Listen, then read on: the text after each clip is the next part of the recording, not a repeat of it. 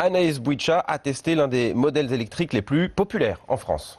Je vous présente la Nissan Leaf. C'est l'une des 2 voitures électriques les plus vendues en France. Son prix entre 35 et 39 000 euros. Tout dépend de sa catégorie. Ici, nous avons un modèle très haut de gamme. On voit là qu'il y a 96% de batterie, soit 253 km d'autonomie. Normalement, ce genre de voiture est utilisé pour les petits trajets travail-domicile d'une soixantaine de kilomètres. Mais on a voulu la pousser un peu plus loin. On démarre.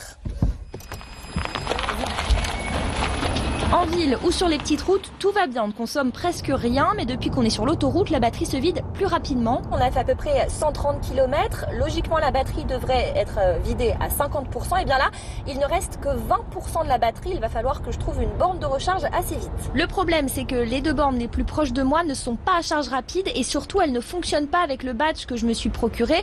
Il coûte 15 € sur internet, du coup il faut que je trouve une autre station, la prochaine est sur l'autoroute. Ça y est, on est arrivé sur l'aire d'autoroute où on va pouvoir enfin recharger notre voiture. D'abord, on badge.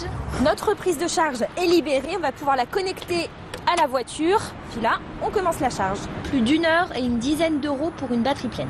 En bilan de cette journée passée dans une voiture électrique, de la puissance, plus que certaines citadines, une bonne accélération, pas de bruit évidemment. Par contre, la batterie se décharge très vite, passé 70 km/h. Si vous devez prendre l'autoroute, attendez-vous à faire des pauses régulières d'1 heure environ pour batterie pleine. Et puis ça coûte assez cher. 1 € les 5 minutes de charge, ça peut monter très vite. Le reportage RMC d'Anaïs Bouicha. Et si vous êtes propriétaire